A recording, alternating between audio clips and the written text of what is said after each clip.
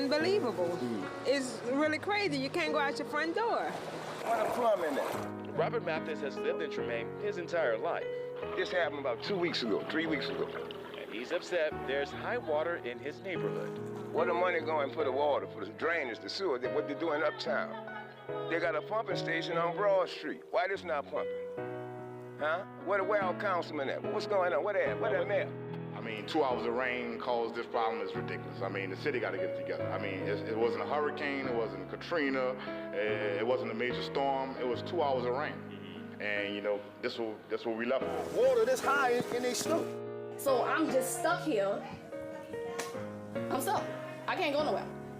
Dwayne Boudreaux is still cleaning the mess left by 2 feet of water in his grocery store. It's filthy water. It comes from off the street, off the sewer, off the drains, and it's all under the shelves. It got in some of the coolers. Anything that's touched, I got to throw it away. This is unacceptable on every level.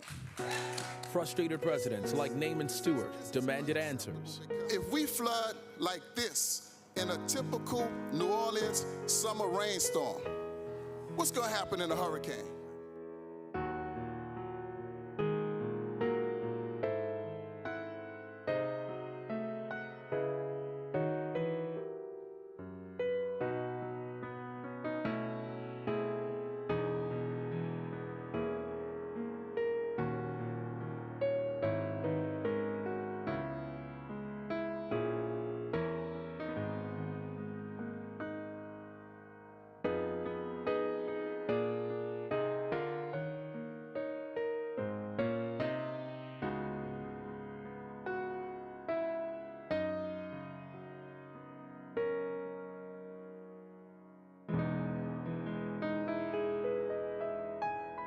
Again, for the next couple of days, New Orleans should expect very heavy rain and thunderstorms with the potential for localized flooding.